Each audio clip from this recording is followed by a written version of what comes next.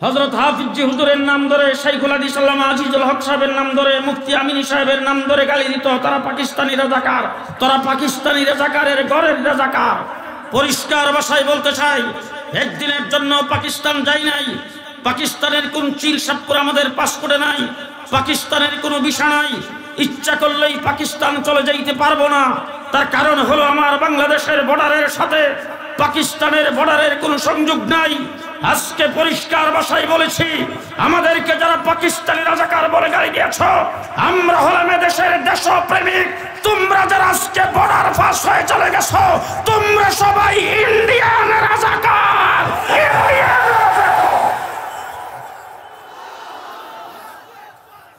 মনে রাখতে হবে, পাকিস্তানি রাজাকার যাদেরকে বলেছ, তাদের দ্বারা বাংলাদেশ হুমকির সম্মুখীন নয়। তোমাদের দ্বারা বাংলাদেশ পদে পদে হুমকির সম্মুখীন। পরিষ্কার ভাষায় বলছি, সচিবালয়ে তোমরা আগুন দিয়েছ, বাংলাদেশের সচিবালয়ে সুরক্ষিত এলাকায় আগুন দিয়ে দেশটাকে অকার্যকর রাষ্ট্রে পরিণত করতে চাচ্ছ। পরিষ্কার ভাষায় বলতে চাই, বাংলাদেশে পরাজিত শক্তিকে মাথা উঁচু করে দাঁড়াইতে দেওয়া হবে না।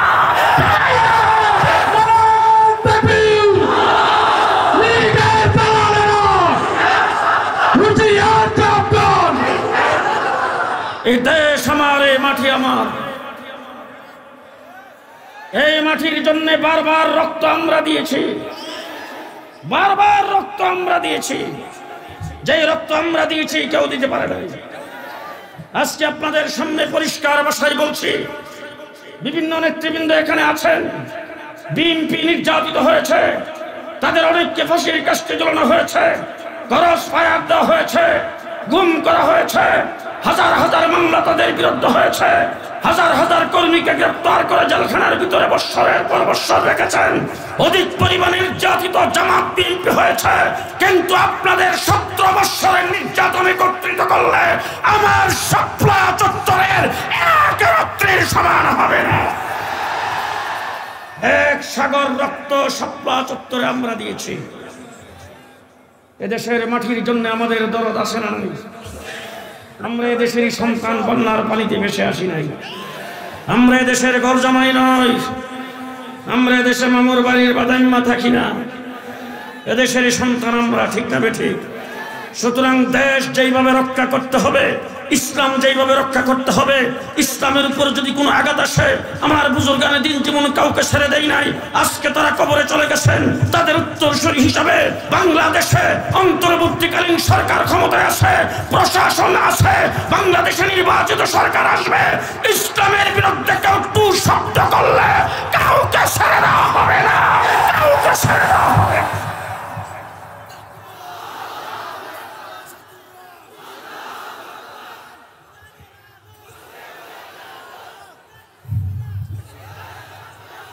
আমরা ইসলামকে রক্ষা করতে চাই, দেশের স্বাধীনতার সার্বভৌমত্ব রক্ষা করতে চাই।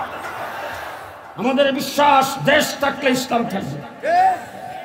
আপনারা কথা ওই ডাইনিভাবে থাকে দেখবেন, কেউ যদি কথা না কয় মনে করবেন হে কাদের দলের লোক। আমাদের বিশ্বাস, দেশের স্বাধীনতা থাকলে ইসলাম থাকবে, ইসলাম থাকলে স্বাধীনতা থাকবে। লড়াই করেছি আমরা দেশের জন্য। ইংরেজ এই দেশ দখল করে নিয়েছিল, 250 বছর এই দেশ থেকে ইসলামকে বিদায় করার জন্য চেষ্টা করেছে, কিন্তু ইতিহাস সাক্ষী, ইংরেজের বিরুদ্ধে কোনো নেতা, কোনো লিডার, কোনো রাজনৈতিক দলের কোনো সভাপতি, সেক্রেটারি ইংরেজের বিরুদ্ধে বুক টান করে দাঁড়াতে পারে নাই, ইংরেজের বিরুদ্ধে একটা শব্দ উচ্চারণ করতে পারে নাই।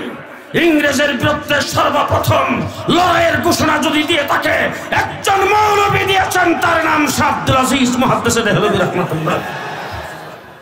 1802 খ্রিস্টাব্দে দিল্লির জামি মসজিদের মিম্বরে উঠে শাহ আব্দুল আজিজ মুহাদ্দিস দেহলভী বলছেন, ভারতবর্ষের মুসলমানেরা, তোমরা পরাধীন হয়ে গেছো, দেশ থেকে দেশকে স্বাধীন করার জন্য ইংরেজের বিরুদ্ধে লড়াই করা প্রত্যেকটা মুসলমানের উপর ফরজ। এরপর থেকে 250 বছর লড়াই করেছি, 3.5 লক্ষ আলেম ওলামায়ে কেরামকে জীবন দিতে হয়েছে এই দেশ স্বাধীন করার জন্য। এই দেশ স্বাধীন করার জন্য দেওবন্দ দারুল উলুম মাদ্রাসা যিনি প্রতিষ্ঠাতা কাসেম নানতুবি রহমতুল্লাহ আলাইহি শামিলির ময়দানে 1857 খ্রিস্টাব্দে যুদ্ধ হয়েছে। যে যুদ্ধের প্রধান সেনাপতি ছিলেন হুজ্জাতুল ইসলাম কাসেম নানতুবি রহমতুল্লাহ আলাইহি, হাফেজ জামিন শহীদ রহমতুল্লাহ আলাইহি সেখানে শাহাদাত বরণ করেছেন। তারপরে 10 বছরে একদিনে 14,000 আলেমকে ফাঁসির কাস্টে ঝুলানো হয়েছে। ঢাকার ভিক্টোরিয়া পার্কের এমন কোনো গাছ ছিল না যেই গাছের ডালায় আলেমদেরকে ফাঁসির কাস্টে ঝুলানো হয় নাই। আমার বন্ধুগণ, 10 বছর পর্যন্ত এদেশের উলামায়ে কেরামকে ফাঁসি দিয়ে উলামায়ে কেরামকে শেষ করার জন্য চেষ্টা করেছেন। কাসেম নানতুবি রহমতুল্লাহ আলাইহি সহ কয়েকজন যারা বেঁচে ছিলেন তারা পরামর্শক্রমে আনার গাছের নিচে একটা মাদ্রাসা প্রতিষ্ঠা করেছেন। সেই মাদ্রাসার নাম হলো দারুল উলুম দেওবন্দ। এই দেওবন্দ মাদ্রাসার সর্বপ্রথম ছাত্র যিনি আনার তলায় বসে আলিফ বা তা সবক নিয়েছিলেন তিনি হলেন শাইখুল আরবি ওয়াল আজম, শাইখুল আলম, শাইখুল হিন্দ মাহমুদুল হাসান দেওবন্দি রহমতুল্লাহ আলাইহি। আজকে আমার দেশের স্কুল কলেজের ইউনিভার্সিটিতে যারা লেখাপড়া করে তাদেরকে স্বাধীনতার ইতিহাস বলে দেওয়া হচ্ছে। আজকে একটা শ্রেণী একত্রে মুক্তিযুদ্ধের দোহাই দিয়ে আজকে আমার বাংলাদেশে যত অকারেণ ঘটেছে মুক্তিযুদ্ধের পক্ষ শক্তি বলে, মুক্তিযুদ্ধের চেতনা বলে, পরিষ্কার ভাষায় বলতে চাই মুক্তিযুদ্ধের ইতিহাস তোমরা ভুল ইতিহাস প্রমাণ করেছ। তোমরা ভুল ইতিহাস মানুষকে শিক্ষা দিয়েছ। দেশের স্বাধীনতার ইতিহাস যদি রচনা করতে চাও কাসেম নানতুবি রহমতুল্লাহ আলাইহিকে বাদ দিয়ে এই দেশের স্বাধীনতার ইতিহাস রচনা হবে না। মাহমুদুল হাসান দেওবন্দির রেশমি রুমাল আন্দোলনকে বাদ দিয়ে এদেশের স্বাধীনতার ইতিহাস রচনা যদি কোনো ব্যক্তি করতে চায় সে গাদ্দার হবে, মুনাফিক হবে, দেশদ্রোহী হবে। মাহমুদুল হাসান দেওবন্দি রহমতুল্লাহ আলাইহি যদি রেশমি রুমাল আন্দোলন না করতেন, মালটার জেলখানার ভিতরে যদি 4 বছর বন্দিশালায় না থাকতেন, প্রত্যেক দিন ওনাকে জেলখানার রুম থেকে বের করে নেওয়া হতো, লোহার শিক গরম করে তার পিঠে আর কোমরের মধ্যে লাগানো হতো। তিনি ইন্তেকালের পরে দেখা গেল পিঠের মধ্যে আর কোমরের মধ্যে গোশতও নাই, হাড্ডিও নাই, গোশতও নাই, চামড়াও নাই, শুধু হাড্ডি কালো হয়ে আছে। চিৎকার করে যারা গোসল করাইতে গেছিল তারা বের হয়ে আসছেন। হুসাইন আহমদ মাদানী বলেছেন আমার শেখকে প্রত্যেক দিন ইংরেজরা রুম থেকে বের করে নিয়ে যাইতেন আর লোহার শিক গরম করে তার পিঠে আর কোমরের মধ্যে লাগানো হতো। তিনি বেহুশ হয়ে যাইতেন। হুশ হওয়ার পরে ইংরেজ তাকে বলতেন ইংরেজের বিরুদ্ধে যে যুদ্ধের ঘোষণা দিয়েছ সেটা উদ্ধ করো। তিনি বলতেন ওদের নির্যাতনের চুলে যদি আমি ইন্তেকাল করি মৃত্যুর মুখে যায় বলবো ইংরেজের বিরুদ্ধে যুদ্ধ করা ফরজ। সেই হুসাইন আহমদ মাদানী তার সুযোগ্য সাগরিদ হুসাইন আহমদ মাদানী ইতিহাস আপনাদের জানা আছে। দেশের স্বাধীনতার জন্য লাহোরের কোর্টে ওনার বিরুদ্ধে কেস হয়েছে। সে লাহোরের কোর্টে ওনাকে হাজির করা হয়েছে। কোর্টের কাঠগড়ায় তিনি দাঁড়িয়েছেন। বিচারক তাকে জিজ্ঞেস করেছেন আপনার নাম হুসাইন আহমদ? বলে হ্যাঁ। আপনার বিরুদ্ধে অভিযোগ হলো আপনি নাকি ফতোয়া দিয়েছেন ইংরেজের মিলিটারিতে ভর্তি হওয়া মুসলমানদের জন্য হারাম। হুসাইন আহমদ মাদানী কাঠগড়ায় দাঁড়ায় থেকে বলতেছেন ফতোয়া আগেও দিয়েছি, এখনো দিচ্ছি, সামনেও দেব। ও কওমি মাদ্রাসার ছাত্ররা ভালো করে শুনে রেখো, হুজুরদেরকে সম্বোধন করার সেই সাহস আমার নাই। আমরা কারা খুব ভালো করে শুনে রাখতে হবে। হুসাইন আহমদ মাদানী যখন এই কথা বলছেন তখন মোহাম্মদ আলী জওহার লাফ দিয়ে ওনার পায়ে পড়ে বলছেন হযরত ये अदालत है, मुसलमान पर थोड़ा रहम कीजिए, थोड़ा नरमी से बात करे। হুজুর এইটা আদালত, এইখানে আপনি একটু নরম হয়ে কথা বলেন। হুসাইন আহমদ মাদানী মোহাম্মদ আলী জওহারকে ধাক্কা দিয়ে সরাই দিয়ে বলছেন এই মোহাম্মদ আলী জওহার, আজকে ইংরেজের কাঠগড়ায় দাঁড়ায়া যদি তার বিচারকের ভয়ে যদি আমি এই জায়গায় ফতোয়া পরিবর্তন করি, বিচক্ষণ ধর্মী কোনো কথা বলি, হাসরের ময়দানে আল্লাহর দরবারে দাঁড়ানো যাবে না। মুহাম্মদুর রাসূলুল্লাহ সাল্লাল্লাহু আলাইহি ওয়াসাল্লামের দান শহীদ করা দ্বীনের পরিবর্তন হবে। এই কথা যখন জোর গলায় বলছেন বিচারকের আসন থেকে ডাক দিয়ে বলছেন মাওলানা সাহেব আপনি কোন জায়গায় দাঁড়ায় কথা বলছেন, আপনি কি টের পান? হুসাইন আহমদ মাদানীর হাতুলির নিচে ছিল কাফনের কাপড়। কাফনের কাপড় টান্দা বের করে বিচারকের দিকে উত্তোলন করে বলছেন এই ইংরেজের চালা বিচারক ভালো করে দেখে রাখ, আমি তোর আদালতে কাফনের কাপড় নিয়ে দাঁড়িয়েছি। এই লাহোরের কোন ব্যক্তির 5টি পয়সা খরচ হবে না হুসাইন আহমদকে দাফন করার জন্য। তোর হাতে কলম, তোর হাতে আইন, তোর হাতে সবকিছু। তুই আমাকে ফাঁসির আদেশ দিতে পারস, শুলিতে চড়াইবার আদেশ দিতে পারস, যাবজ্জীবন কারাদণ্ড দিতে পারস। জেনে রাখ ফাঁসির মঞ্চে যায় হুসাইন আহমদ মাদানী বলবে ইংরেজের মিলিটারিতে ভর্তি হওয়া হারাম, ইংরেজের বিরুদ্ধে যুদ্ধ করা ফরজ। করাচিতে 144 ধারা জারি হয়েছে। চতুর্দিক থেকে লক্ষ লক্ষ মানুষ একত্রিত হয়েছে। হুসাইন আহমদ মাদানী বক্তব্য রাখবেন। ইংরেজ সেখানে 144 ধারা জারি করেছেন, এই মাহফিল চলবে না, এই সমাবেশ করতে দেওয়া হবে না। ঘোষণা করছেন আজকের সমাবেশ যদি কেউ করতে চায়, সমাবেশের যিনি সভাপতিত্ব করবেন, যিনি সমাবেশ পরিচালনা করবেন, দেখা মাত্রই তাকে গুলি করা হবে। হুসাইন আহমদ মাদানী লোকজনকে ফাঁক করে লাফ দিয়ে স্টেজে উঠছেন। ওইটার সামনে দাঁড়ায়া সদ্রিয়ার বোতাম খুলে দিয়ে, কুটের বোতাম খুলে দিয়ে বুক টান করে দাঁড়ায় বলছেন, আজকের এই সমাবেশে আমি পরিচালক, আমি সভাপতি। ওলামায়ে কেরাম জানেন চতুর্দিক থেকে গুলি ছুটতে শুরু করেছেন, একটা গুলি ওনার গায়ে লাগে না। আজকে কোডের নাম দিয়েছে মুজিব কোড। পরিষ্কার ভাষায় বলতে চাই, হুসাইন আহমদ মাদানী করাচির সেই বক্তব্যে বুতাম খুলে দিয়ে বুক টান করে দাঁড়াইবার পর থেকে উলামায়ে কেরামের কোডের বুতাম লাগায় না। দেখেন যারা কুট পরে আছে সব বুতাম খোলা, আমরা কেউ বুতাম লাগাই না। সব সময় বুতাম খুলে আমরা বুক টান করে আছি। সেই কোডের নাম উলামা কোড। আস্তে করে নাচতে কোডের ইতিহাস ভালো করে শুনে রাখেন। আল্লামা শামসুল হক ফরিদপুরি রহমাতুল্লাহ আলাইহি বাড়ি হলো গহরডাঙ্গা, গহরডাঙ্গার পাশেই হলো কোটালীপাড়া শেখ মুজিবের বাড়ি। শামসুল হক ফরিদপুরি সাহেব লালবাগ থাকতেন, সেখানে প্রায় সময় সাক্ষাৎ করতে যাইতেন। হঠাৎ করে একদিন গেছেন শামসুল হক ফরিদপুরি রহমাতুল্লাহ আলাইহি, আদি কাপড়ের পাঞ্জাবি ইস্তারি করা, পাঞ্জাবির উপরে কুট পরা। শেখ মুজিব দেখে বলছে, হুজুর আজকে আপনার কুটটা বড় মানাইছে। শেখ মুজিব সাহেবকে শামসুল হক ফরিদপুরি বলছেন, তুই দাঁড়া। নিজের গায়ের কুটটা খুলে শামসুল হক ফরিদপুরি শেখ মুজিবকে পরাইয়ে দিয়ে বলছেন, তোরেও কম মানাই নাই, তোরেও খুব মানাইছে, যা কুটটা তোরে দিয়ে দিলাম। এরপর থেকে সেই কোট শেখ মুজিবের গায়ে দিয়ে, শেখ মুজিব কুট নয়, এটা উলামা কোট। উলামায়ে কেরামের আন্দোলন, যুদ্ধ জাহাদের মাধ্যমে দেশ স্বাধীন হয়েছে। এই দেশের প্রত্যেকটি বালি কোনা তালাশ করলে হুসাইন আহমদ মাদানীর রক্তের সাক্ষী দেবে, দেওবন্দি উলামায়ে কেরামের রক্তের সাক্ষী দেবে। দেশের জন্য রক্ত আমরা দিয়েছি। শেষ কথা আপনাদের সামনে বলতে চাই, 1947 সনে দেশটা স্বাধীন হয়েছে দুই ভাগে। একটার নাম হিন্দুস্তান, আরেকটার নাম পাকিস্তান। কথা কি আপনারা বুঝতেছেন? একটা হিন্দুস্তান আর একটা পাকিস্তান। এবার আমি জিজ্ঞেস করতে চাই, আমাদের পার্শ্ববর্তী একটা জায়গা আছে, সেই জায়গাটার নাম হলো কলিকাতা, পশ্চিমবঙ্গ। সেখানকার ভাষা কি? বাংলা। তারা জাতে কি? বাঙালি। আমরাও ভাষা বাংলা, আমরাও জাতে বাঙালি। তসলিমা নাসরিন বলছিল, এপার বাংলা ওপার বাংলা, তারাও বাঙালি, আমরাও বাঙালি, তাদের ভাষাও বাংলা, আমাদের ভাষাও বাংলা। এবার আপনাদের কাছে জিজ্ঞেস করতে চাই, কলিকাতা বাংলা ভাষাভাষী হয়ে, জাতে বাঙালি হয়ে তারা হিন্দুস্তানের অংশ হলো, আর আমরা জাতে বাঙালি হয়ে, বাংলা ভাষাভাষী হয়ে পাকিস্তানের অংশ কেন হলাম? এই প্রশ্নের জবাব আপনারা দিবেন। আলোচনা শেষ। বলেন, আমরা কেন পাকিস্তানের অংশ হলাম? পরিষ্কার ভালো করে মনে রাখবেন, 1947 সনে স্বাধীনতা যুদ্ধে যুদ্ধ উলামায়ে কেরাম করেছে, দ্বিজাতি তত্ত্বের ভিত্তিতে দেশ স্বাধীন হয়েছে। আমরা তখন পাকিস্তানের অংশ হয়েছিলাম মুসলিম অধ্যুষিত হওয়ার কারণে। কিসের বিনিময়ে স্বাধীন? মুসলমান শব্দটা বলতে কি আপনাদের কোনো ভয় করে নাকি? আমরা কিসের কারণে স্বাধীন? ওই যে তারা দাঁড়ায় রয়েছে, একটা কয় না। আমরা কিসের কারণে স্বাধীন? আমরা পূর্ব পাকিস্তান হয়েছিলাম মুসলমান হওয়ার কারণে, ঠিক না বেঠিক?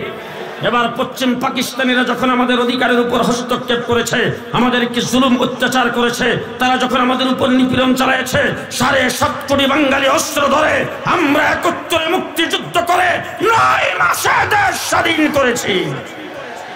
পরিষ্কার ভাষায় আজকে আপনাদের উলামায়ে কেরাম সকলকে সাক্ষী রেখে বলে গেলাম, 71-এর স্বাধীনতা আন্দোলন কোনো ব্যক্তির ক্রেডিট নয়, 71-এর স্বাধীনতা আন্দোলন কোনো একক দলের ক্রেডিট নয়, 7.5 কোটি বাঙালির ক্রেডিট। তাইলে আমরা 9 মাস যুদ্ধ করে স্বাধীনতা অর্জন করেছি, ঠিক না বেঠিক? এবার জিজ্ঞেস করতে চাই, কাশ্মীর হিন্দুস্তানের অংশ আজকে কতদিন যাবৎ স্বাধীনতা যুদ্ধ করে? 70 বছর যাবৎ কাশ্মীর স্বাধীনতা যুদ্ধ করতেছে, অদ্য পর্যন্ত স্বাধীনতা লাভ করতে পারে নাই। আসামের দিকে তাকায় দেখেন, 40 বছর পর্যন্ত স্বাধীনতা যুদ্ধ করতেছে, আজ পর্যন্ত স্বাধীনতার মুখ দেখে নাই।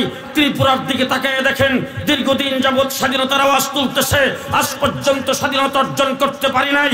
পরিষ্কার ভাষায় বলতে চাই, মুসলিম অধ্যুষিত হিসাবে আমরা যদি পাকিস্তানের অংশ না হতাম, আমরা 70 বছর লড়াই করে স্বাধীনতা অর্জন করতে পারতাম না।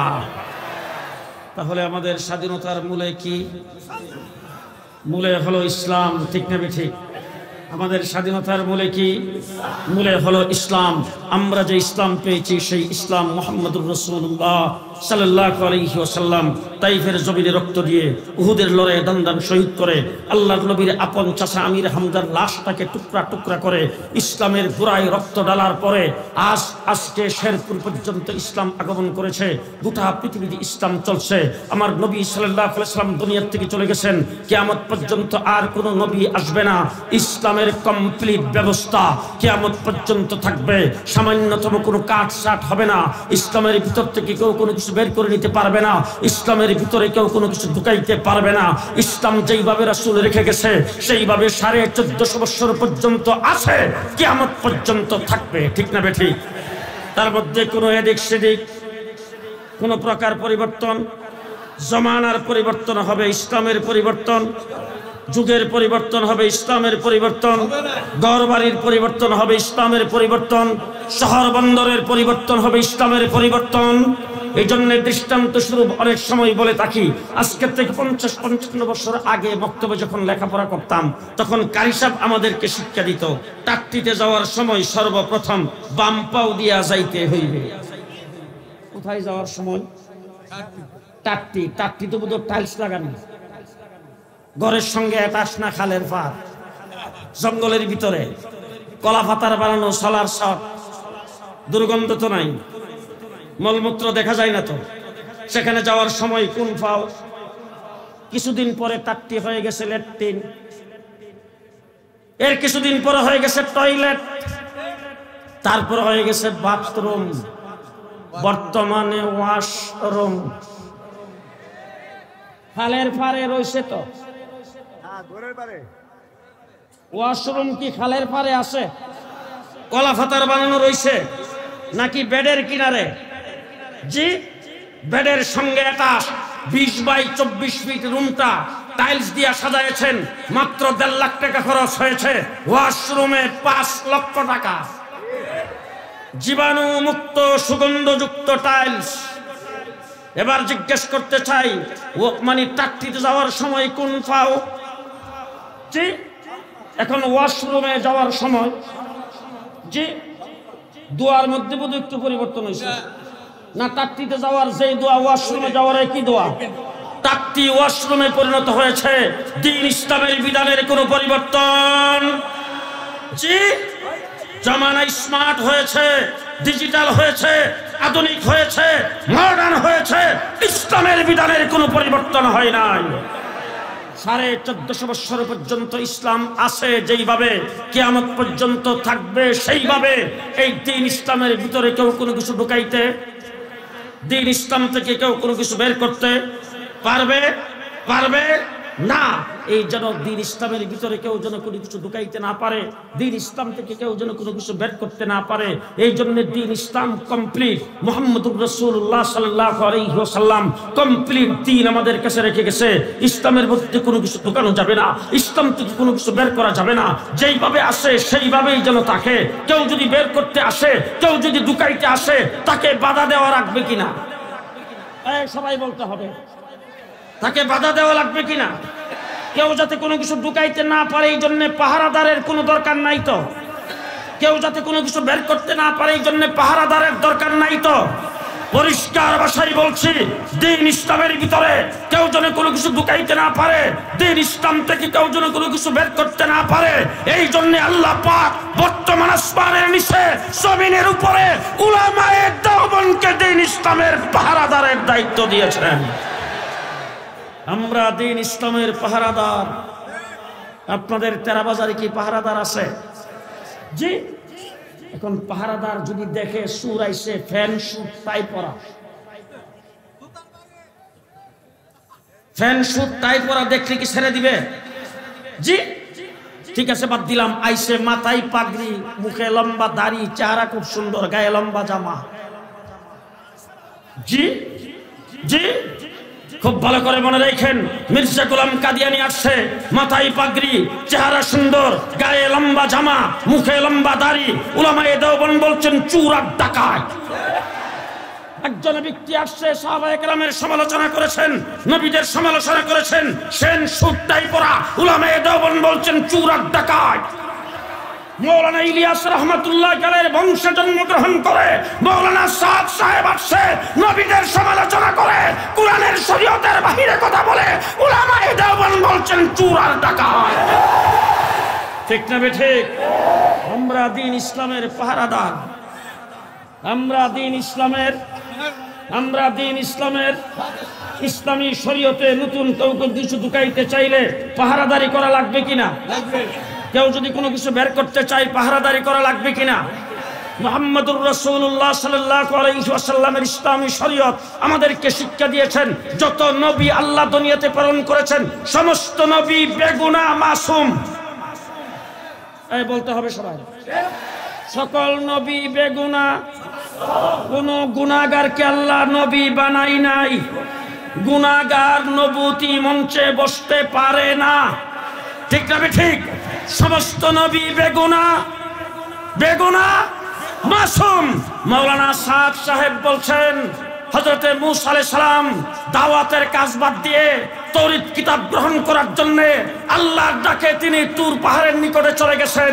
এটা তিনি ভুল করেছেন। একটু ডাইনে বামে দেখতে হবে, নাউজুবিল্লাহ যে না কইছে হেরে দিও কইবেন। ভালো করে বুঝেন, মুহাম্মদুর রাসূলুল্লাহ সাল্লাল্লাহু আলাইহি ওয়াসাল্লাম সম্পর্কে বলেছেন, আল্লাহর নবী যতগুলি বিয়ে করেছেন সকল বিয়াতে তিনি খিজুর দিয়ে উলিমা করেছেন। হযরত যায়েনব রাদিয়াল্লাহু তাআলা আনহুকে বিয়ে করেছেন, তিনি তখন উলিমা করেছেন গোশত আর রুটি দিয়া। তিনি ক্ষমার যোগ্য ভুল করেছেন। নাউজুবিল্লাহ জোরে কারণ আমি জিজ্ঞেস করতে চাই, এই হুজুরের মোবাইল আছে? আছে মোবাইল আছে? ও না আপনারটা শুন।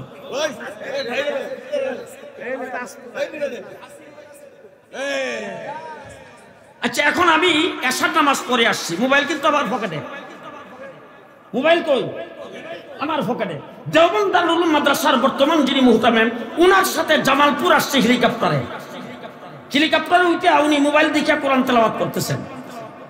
হেলিকপ্টার থেকে নামার পরে নামাজ পড়লাম, ওনার পকেটে মোবাইল দিয়ে উনি নামাজ পড়েছেন। মৌলানা সাদ সাহেব বলছেন ক্যামেরাওয়ালা মোবাইল পকেটে রেখে নামাজ পড়লে নামাজ হবে না।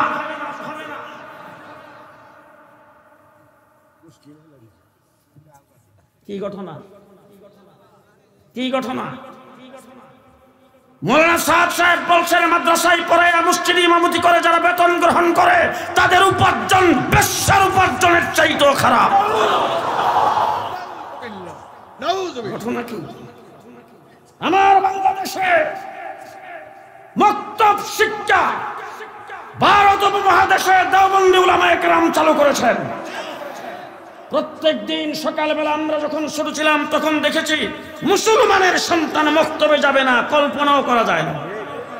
মক্তবের শিক্ষাটা কখন? সকালবেলা ফজরের পরে। ঠিক না ঠিক? মক্তব শিক্ষা কোরআন শিক্ষার থেকে মানুষকে দূরে সরাইবার জন্য ইসলাম বিরোধীরা সর্বপ্রথম আঘাত করেছে সকালবেলা কিন্ডারগার্টেন খুলে।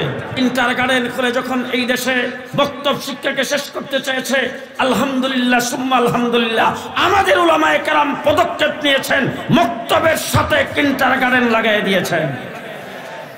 দেখলো এই কাজে তারা বাস্তবায়ন হতে পারে নাই। মৌলানা সাদ সাহেবকে দিয়া ফতোয়া দিয়েছেন বড় সুন্দর, কোরআন শরীফ না বুঝা ফেললে কোনো লাভ নাই, ওয়াজিব তরকের গুনাহ। এবার আমি জিজ্ঞেস করতে চাই, তেরাবাজার মাদ্রাসায় কোরআন শরীফের খতম করাইবার জন্য কেউ আসে না? আমার মাদ্রাসায় অনেকে আসে, আইসা বলে হুজুর আমার বাপ মারা গেছে, আমার মা মারা গেছে, হুজুর আমার ওয়াইফ মারা গেছে, হুজুর 1 খতম 2 খতম কোরআন শরীফ পড়াইতে আসছি, হুজুর মাদ্রাসার জন্য নেন 5,000 টাকা, নেন 10,000 টাকা। তখন আমি হেফজখানার হাফিজ সাহেবকে ডাক দিই। হেফজখানার হাফিজ সাহেবকে ডাকিয়ে না কত কিছুদিন আগে একজন আইসা বলতেছে হুজুর 2 খতম কোরআন শরীফ পড়াইতে চাই। হেফজখানার হাফিজ সাহেবকে ডাকতে জিজ্ঞেস করলাম, হাফিজ সাহেব 2 খতম কোরআন শরীফ পড়াইতে আসছে। হাফিজ সাহেব তো হুজুর এখন তো 9টা বাজে গেছে, ছাত্রদের ছুটি হয়ে গেছে, তবে বেশিক্ষণ লাগবে না হুজুর, 2 খতম কোরআন শরীফ পড়তে আধা ঘন্টা টাইম লাগবে, কারণ বাচ্চাদের মধ্যে পারা ভাগ করে দেবো, যাদের যেই পারা মুখস্থ আছে, বাস আধা ঘন্টার ভিতরে কোরআন শরীফ খতম শেষ হয়ে গেল। হাফিজ সাহেব আমাকে খবর দিলেন, যাইয়া দোয়া করে দিলাম। এবার হাফিজ সাহেবকে দিয়া যায় কোরআন শরীফ খতম করাইলাম। সেই সমস্ত বাচ্চাদের দিয়া কোরআন খতম করাইছি তার বাবার নাজাতের জন্য। এই বাচ্চাদের ফেডের মধ্যে যদি 100টা বোম মারি, বিসমিল্লাহর অর্থ বিসমিল্লাহর অর্থ বাইরিব, তাহলে তাদের দিয়া যে কোরআন শরীফ খতম করাইলাম কোন নিয়তে? মৌলানা সাদ সাহেব বলেন, না বুঝা পড়লে ওয়াজিব তরকের গুনাহ। 2 নম্বর কথা বলতে চাই, উলামায়ে কেরাম এখানে আছে, কোরআন শরীফের ভিতরে সর্বপ্রথম সূরা বাকারা আলিফ লাম মিম আছে না নাই? আছে না নাই? হ্যাঁ মিম তোয়া সিন মিম, হ্যাঁ আলিফ লাম মিম সিন আছে না নাই? তাইলে এই অক্ষরগুলি আছে না কোরআন শরীফে? এই অক্ষরগুলির তাফসীর আমি যত কিতাবে পড়েছি সমস্ত কিতাবের মধ্যে লেখা আছে আল্লাহু আলাম আল্লাহু আলাম বিমুরাদিহি বিযালিকা। তাইলে এই কথাটা সব জায়গায় লেখা আছে, অর্থাৎ এটার অর্থ, এটার মুরাদ, এটার ব্যাখ্যা বিশ্লেষণ কে জানে? আরো জোরে। তাই রাসূলুল্লাহ সাল্লাল্লাহু আলাইহি সাল্লামের হাদিস ভুল হইলেই হুজুরে বলবে, হুজুর একটা সাল্লাম বলছেন 1 অক্ষরে 10টা নেক। এখন উম্মত আবার এটা 10টা নেকের মধ্যে ভুল করে কিনা, যে আলিফ লাম মিম একসাথে লেখা, একসাথে টান দিয়ে পড়া হবে, তারা আবার 3টা অক্ষর একসাথে হওয়ার কারণে তারা 3টারে মিলায় একটা মনে করে কিনা। এই জন্য রাসূল আলাদা আলাদা বলেছেন আলিফ হারফুন, লাম হারফুন, মিম হারফুন। যারা 3টা অক্ষর পড়বা 3 অক্ষরে 30টা নেক পাইবা, যেটার অর্থ আল্লাহ ছাড়া কেউ জানে না। রাসূল বলেন সেটাতেও 10টা করে নেক। মৌলানা সাদ বলছে কোন নেক নাই, ওয়াজিব তরকের গুনাহ। এবার জিজ্ঞেস করতে চাই, মৌলানা সাদ সাহেবের সাথে কি আমাদের কোনো ব্যক্তিগত গন্ডগোল, কোনো জাতি দ্বন্দ্ব? সাদ সাহেব কি আমাদের বোন জামাই, বাগনি জামাই, বাতি জামাই? তার সঙ্গে কি আমাদের ব্যক্তিগত কোনো সম্পত্তি নিয়ে গন্ডগোল আছে? সম্পত্তি নিয়ে কোনো গন্ডগোল নাই। পরিষ্কার ভাষায় বলতে চাই, মৌলানা সাদ সাহেব আজকে ভারতে বসে পরাজিত শক্তি, বাংলাদেশ থেকে যারা পরাজয় বরণ করে ভারতের কলিজায় বসেছেন, তাদের পক্ষ হয়ে রয়্যাল এজেন্ট হিসাবে সাদিয়ানি গ্রুপ 2013 সালে শাপলা চত্বরে রাতের অন্ধকারে তাহাজ্জুদরত জিকিররত শাপলা চত্বরের আলেম উলামায়ে কেরামের উপরে আওয়ামী দুঃশাসনের বাহিনী যেইভাবে ঝাঁপিয়ে পড়েছিল, ঠিক একই কায়দায় গত 17 তারিখে সাদিয়ানি বাহিনী টঙ্গীর মাঠে ঝাঁপিয়ে পড়েছে। সুতরাং তাদের মধ্যে, সাদিয়ানি বাহিনীর মধ্যে আর সেই পরাজিত শক্তির মধ্যে কোনো পার্থক্য নাই। আজকে যত কাজকর্ম তারা করতেছে সব পরাজিত শক্তির প্ররোচনাই করতেছে, ঠিক কিনা বলেন? আমাদের দাবি থাকবে, যারা টঙ্গীর মাঠে বড় বড় আল্লাহর ওলিরা সেখানে পদার্পণ করেছেন, ঠিক কিনা বলেন? বড় বড় আল্লাহর ওলি সেই জায়গায় আসছেন কিনা? বড় বড় বুজুর্গরা সেখানে আসছেন কিনা? সেই মাঠে যারা রক্তে রঞ্জিত করেছে তাদের তাবলীগ বাংলাদেশের কোন মসজিদে চলতে দেওয়া হবে না। আপনারা রাজি আছেন তো? ইনশাআল্লাহ রাজি আছেন তো? পরিষ্কার কথা বলতে চাই, কাকরাইল মসজিদ তাবলীগীদের মসজিদ। কাকরাইল মসজিদ থেকে সারা বিশ্বে তাবলীগ পরিচালিত হয়। তোমরা যেই পরিচয় দিয়েছ, সন্ত্রাসের পরিচয় দিয়েছ, সন্ত্রাসীদের হাতে এই কাকরাইল মসজিদ নিরাপদ নয়। সুতরাং এই মসজিদে তোমাদের আর ঢোকার মতো কোনো চান্স নাই।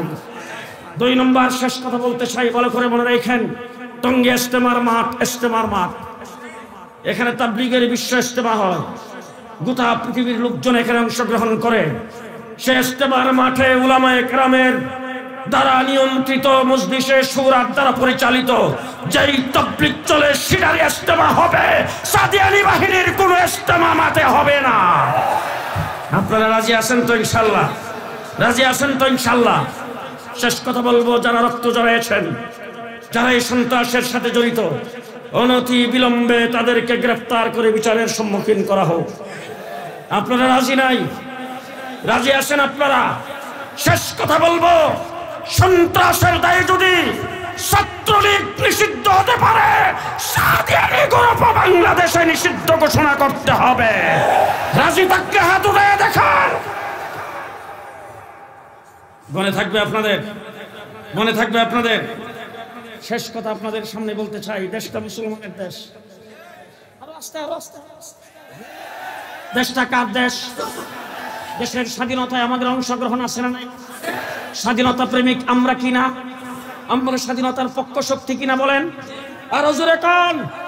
দেশ স্বাধীন এই জন্যই 13 বাজার মাদ্রাসা, দেশ স্বাধীন এই জন্যই আজকের সম্মেলন। সুতরাং আমরা স্বাধীনতার পক্ষে, ঠিক না ঠিক? দেশের স্বাধীনতাকে আমরা এইভাবে ভালোবাসি, তোমরা দেশের স্বাধীনতাকে ভালোবাসো, তোমরা স্বাধীনতার পক্ষ শক্তি বলে স্লোগান দাও। কি জন্য স্লোগান দিয়েছ এটা আজকে প্রমাণ হয়েছে। দেশের সম্পদকে লুণ্ঠন করার জন্য তোমরা স্বাধীনতার পক্ষে স্লোগান দিয়েছ, তোমরা দেশের পদ পদবি পাওয়ার জন্য স্লোগান দিয়েছ, তোমরা মন্ত্রী আর এমপি হওয়ার জন্য স্লোগান দিয়েছ। তার কারণ হলো তোমাদের লোকজনকে ধরতে বর্ডারের কিনারে পাওয়া গেল 70-70 লাখ। জি, একজন বড় লিডারকে ধরতে গেছে, নাম কব না, তার বাসার লিফটের গর্তের ভিতরে নাকি পাওয়া গেছে 400 কোটি। আবার তাদের একজন মৌলানা সাহেব ছিলেন, তাকে গ্রেফতার করতে যায়, তার বাসায় পাইছে 30 কোটি।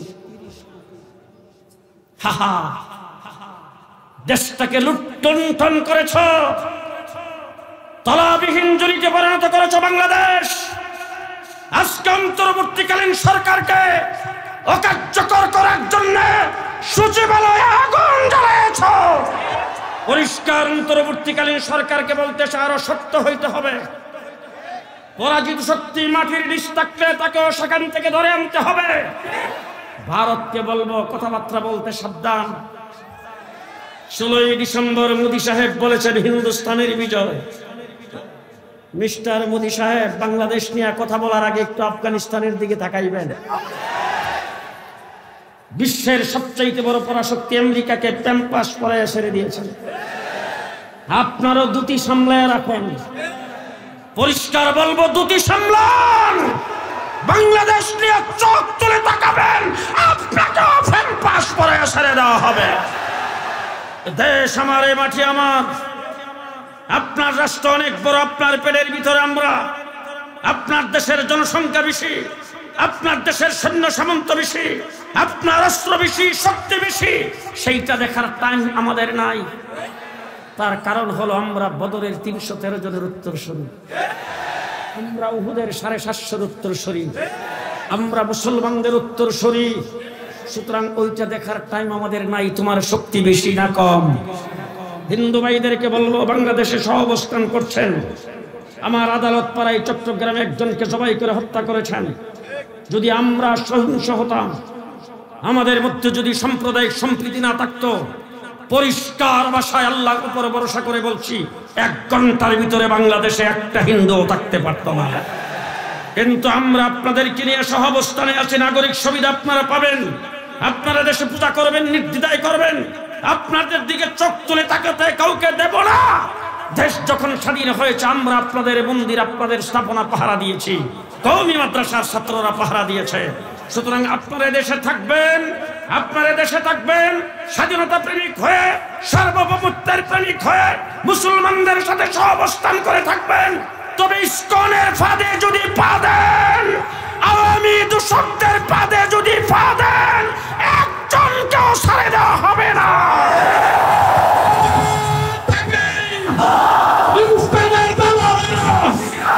বাংলাদেশ শতকরা 92% মুসলমানের দেশ বাংলাদেশ। 54 বছর হয়েছে দেশটা স্বাধীন হয়েছে। সর্বপ্রথম স্বাধীনের পরে শেখ মুজিবের ঘোষণা সোনার বাংলা। একজনে ভূমি করছে, আরেকজনে খাইছে। কিছুদিন পরে আরেকজনে এসে ঘোষণা দিল সবুজ বাংলা। এরশাদ সাহেব ক্ষমতায় যে ঘোষণা দিলেন নতুন বাংলা। লেডি প্রধানমন্ত্রী হাসিনা এসে ঘোষণা দিলেন মডার্ন বাংলাদেশ। কিছুদিন পরে বললেন আধুনিক বাংলাদেশ, তারপরে বললেন ডিজিটাল বাংলাদেশ। পদ্মা সেতু উদ্বোধনের সময় বললেন স্মার্ট বাংলাদেশ। সব বাংলা দেখা শেষ। জুলাই আগস্টের আন্দোলনে রক্ত দিয়ে সংগ্রাম করে পরাজিত শক্তি পেশির শক্তিকে বাংলাদেশ থেকে বিদায় করে দেশ নতুন করে স্বাধীন করেছি। আগামী দিনে বাংলা হবে ইসলামের বাংলাদেশ, ইসলামের বাংলাদেশ। কে কে রাজি আছেন? কে কে রাজি আছেন? দুই হাত উঁচু করে বলতে হবে। রাজি আছেন? রাজি আছেন? ইসলামের বাংলাদেশ, ইসলামের বাংলাদেশ করার জন্য যদি আবার শাপলা চত্বরে যাইতে হয়, আবার যদি শাপলা চত্বরে যাইতে হয়, আবার যদি লড়াইয়ের ময়দানে নামতে হয়, আবার যদি কাপড়ের কাপড় মাথায় বাঁধতে হয়, আবার যদি রক্ত দেওয়া লাগে রক্ত দিতে প্রস্তুত আছেন কিনা?